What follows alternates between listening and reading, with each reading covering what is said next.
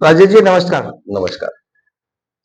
सत्यराजा काथ्याकूटमध्ये तुमचं स्वागत करतो. अलीकडे राज्यात अकोल्यात मुंबईत सगळीकडे मालेगावात हा विषय सुरू आहे टिपू सुलतानचा. मागील 2 वर्षाच्या काळामध्ये अकोला सुद्धा हा विषय झाला होता. आता या रिसेंटमध्ये आता 15 दिवसाच्या आधी मालेगावात हा विषय झाला. टिपू सुलतान विषयी आपल्या अकोल्यापासून तर मुंबईपर्यंत सगळीकडेच हा विषय नेहमी होत राहतो. परंतु टिपू सुलतानची भूमिका काय होती आणि आजची भूमिका काय महाराष्ट्र सरकारच्या भाजप नेत्याची आहे त्याबद्दल थोडंसं आपल्याला चर्चा करायची. टिपू सुलतानचा जे विषय आहे हा अकोल्यात जेव्हा इथे काँग्रेसचे महापौर होते आणि तेव्हा आता जे आपले भाजपमध्ये जे विजयभाऊ अग्रवाल आहेत ते पण तिथे काँग्रेस सोबत होते. तेव्हा आपल्या महानगरपालिका जे स्थायी समिती सभागृह आहे त्याने टिपू सुलतान नाव दिलं होतं. तेव्हा मी शिवसेनामध्ये होतो उबाटामध्ये आणि त्याचा आम्ही खूप खूप विरोध केला आणि रात्री ते बोर्ड जे लावलं होतं त्यांनी ते बोर्ड आम्ही काढायला भाग पाडलं होतं. नंतर मग 1 मे आला. इथले जे पालकमंत्री होते दर्डाजी त्यांनी चुकीच्या पद्धतीने म्हणजे त्याचा कोणताही ठराव नाही आहे, त्यांची कोणती टिप्पणी नाही आहे, त्यांची कोणतीही प्रोसिडिंग नाही आहे. चुकीच्या पद्धतीने तेव्हा ते बोर्ड लावलं. त्यावर आम्ही आंदोलन केलं. वातावरण खराब झालं होतं तेव्हा अकोल्याचा. तरी आतापर्यंत ते बोर्ड तिथे लागलेलं आहे. माझा त्याला स्पष्ट विरोध आहे. आता राहिला विषय महाराष्ट्रामध्ये सध्या चालू आहे. काँग्रेसचे प्रदेश अध्यक्ष आहेत ते सपकाळ साहेब त्यांनी काहीतरी छत्रपती शिवाजी महाराज सोबत त्यांचं जे त्यांनी हे केलं म्हणजे काय म्हणतात त्याला तुलना केली. एकदम चुकीचं आहे. कारण की आपल्या राज्याचे मुख्यमंत्री त्यांनी काल त्यावर बाईट दिली की तो नराधम म्हणजे टिपू सुलतान आणि आमचं पण म्हणणं तेच आहे की तो नराधम आहे. त्यांनी जेव्हा त्याचा राज्य होता तेव्हा त्यांनी मंदिर आपले हिंदू लोकांचं मंदिर त्यांनी खूप तोडलेलं आहे. आपले हिंदू लोकांवर अत्याचार केला आणि त्या अत्याचार करून त्यांच्यावर जबरदस्ती त्यांनी धर्म परिवर्तन करायला लावलं. असं त्यांचा इतिहास आहे. टिपू सुलतानचा असा इतिहास आहे. त्या संदर्भात आपला विरोध आहे आणि मला तर असं वाटते की आता या विषयात दखल आमचे राज्याचे मुख्यमंत्री यांनी पण घेतलं. त्यांनी जेव्हा सांगितलं की तो नराधम आहे म्हणजे त्या नराधमाचं नाव इथे सभागृहाला आहे हे एकदम चुकीचं आहे. इथे सत्ता भारतीय जनता पार्टी आम्ही त्या सत्तामध्ये सहभागी आहोत. आमची विनंती आहे आयुक्त साहेबांना, आमची विनंती आहे रणजित भाऊ सावरकरला, आमची विनंती आहे आपले विजयभाऊ अग्रवाल आमचे मोठे बंधू आहेत त्यांना विनंती आहे की आता आपली सत्ता आहे आणि आता ते ठराव घेऊन ते नाव जे ते आहे जे नराधमाचं जे नाव आहे जे मुख्यमंत्र्यांनी सांगितलं ते नाव तिथे काढा. तिथे APJ अब्दुल कलाम किंवा छत्रपती संभाजी महाराज हे नाव देण्यात यावे अशी आमची मागणी आहे. योगायोग असा आहे की जेव्हा हा नाव दिलं होतं तेव्हा उपमहापौर रफिक सिद्दीकी होते आणि विजयभाऊ अग्रवाल त्यांच्या सोबत होते.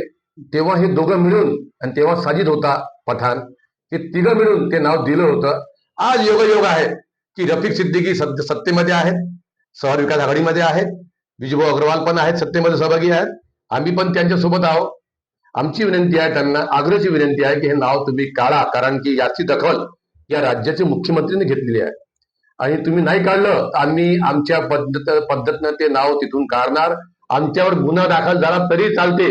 ते नाव इथे पाहिजे नाही कारण की तो नराधम होता आहे आणि त्याला आम्ही मान्य करणार नाही. एकीकडे तुम्ही नराधम हा शब्द वापरता परंतु दुसरीकडे जर आपण विचार केला तर राज्याचे मुख्यमंत्री म्हणा किंवा राज्याच्या आधीचा जर त्याचा इतिहास जर पाहिला तर टिपू सुलतान हा एक प्रकारचा शिराबाजी अंगठी घालत होता अशा प्रकारचा सुद्धा विषय आहे. नाही आम्हाला जे इतिहास माहित आहे की त्यांनी आपल्या हिंदू लोकांना अत्याचार केला आहे. त्यांनी अनेक मंदिर तोडलेलं आहे. हे आमच्याकडे इतिहास आहे. टिपू सुलतानचा 2 इतिहास आहे. ते अपवाद आहे. त्यामध्ये काही लोकांचा इतिहास असं म्हणतात की ते चांगला शासक होता. आमच्याकडे जे माहिती आहे त्यामध्ये माहितीमध्ये टिपू सुलतान हा काही फ्रीडम फायटर नव्हता. यांनी आपल्या हिंदू लोकांना खूप अन्याय केलेला आहे.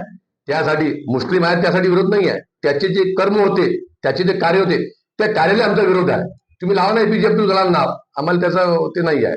तुम्ही APJ अब्दुल कलामचं नाव द्या किंवा छत्रपती संभाजी महाराज नाव द्या कारण की मुख्य द्वारले छत्रपती शिवाजी महाराज नाव आहे आणि आतमध्ये छत्रपती संभाजी महाराज नाव दिल्यानंतर लोकांना चांगलं वाटणार.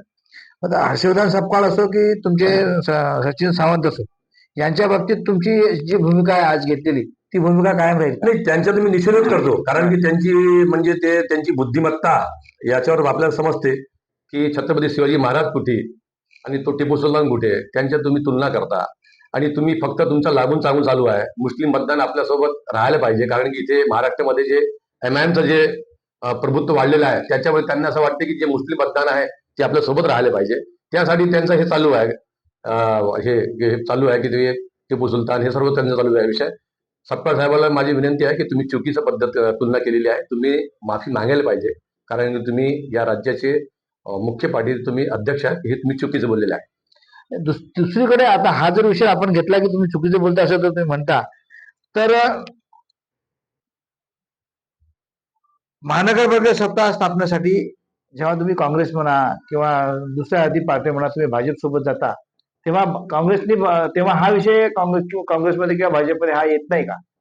नाही, इथे आता त्या विषयाचा तेव्हा विचार केला जात नाही. नाही, हे पहा विषय कसा आहे, आता इथे जे सत्तामध्ये जे सहभागी आहेत त्यामध्ये आमचा एकच नगरसेवक आहे. वरती आमची युती आहे, इथे मोठा पक्ष भारतीय जनता पार्टी आहे, त्यांचे 38 नगरसेवक आले होते. त्यांनी कोणाला सोबत घेतला तो त्यांचा विषय, तो आमचा विषय नाही आहे. नाही, विषय तो माझा विषय हा आहे ते की चुकीचं आहे. जेव्हा तुम्हाला विचार पटत नाही त्यांचे, बरोबर आहे. मग तुम्ही त्यांना सोबत का घेता? नाही घ्यायला हा पाहिजे, विषय. नाही घ्यायला पाहिजे, एकदम बरोबर मग तुम्ही आहे. सत्तेसाठी हा करता विषय आहे का तुमचा? नाही, आम्ही नाही, ज्यांनी सत्तेमध्ये त्यांनी घेतलं सोबत त्यांची आहे ती धारणा, आमची धारणा नाही आहे. मग त्यांची जर धारणा आहे तर मग ते विषय त्याच्यासोबत असतात, तर मग दोन्हीकडे असे परिणाम का मी चालतात? आता तुम्हाला योगायोग सांगितलं ना, आता योगायोग आहे.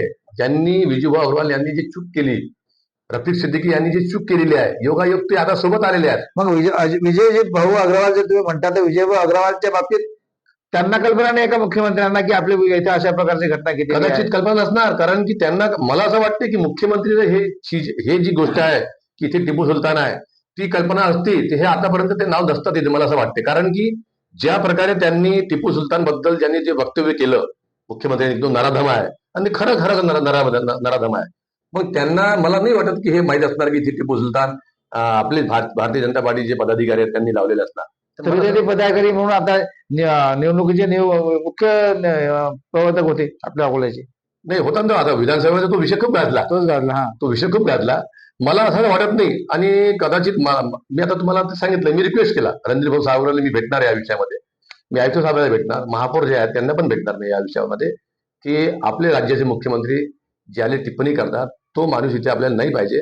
आमची पण मानसिकता आहे की तो माणूस जे आहे टिपू सुलतान, ज्यांनी आपल्या धर्मावर अत्याचार केलेला आहे, त्याचा त्या सभागृहाला फोटो देणं म्हणजे एकदम चुकीचं आहे. माझं म्हणणं हे आहे यामध्ये की तुम्हीच का बरं त्यात पुढाकार घेतला? तेव्हाही तुम्ही पुढाकार घेता, आताही तुम्ही पुढाकार घेता, मीडियासाठी तुम्ही पुढाकार घेता, मग त्या बाकीच्या जे सत्ताधारी लोक आहेत यांनी काय करावं? नाही, हे पहा, माझं विचारधारा हिंदू हृदय सम्राट मान्य बाळासाहेब ठाकरे यांचा विचारधारा घेऊन मी पक्षात आलो. माझा हिंदुत्ववादी विचारधारा आहे.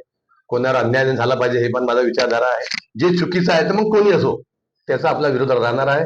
आणि टिपू सुलतानला तेव्हाच मी विरोध केला, नंतर पण विरोध केला, आज पण विरोध आहे आणि उद्या पण माझा विरोध राहणार आहे. हे होते राजेशजी मिश्रा, शिवसेना संघटनेचे महानगरचे अध्यक्ष आहेत. या विषयावर आपण त्यांच्याशी चर्चा केली. हा विषय राज्यात अलीकडे खूप गाजत आहे. आणि राजेशजी, आपण आपल्या स्टुडिओत आलात, आमच्या सत्तराच्या कथाकूटमध्ये आपण आमच्याशी चर्चा केली. मी तुमचा आभारी आहे. नमस्कार. धन्यवाद. जय महाराज. जिल्ह्यातील सत्यलढाच्या महत्त्वपूर्ण घडामोडी पाहण्यासाठी आपले Satyaladha YouTube news channel subscribe करा, बेल आयकॉनला क्लिक करा आणि रहा सदैव अपडेट.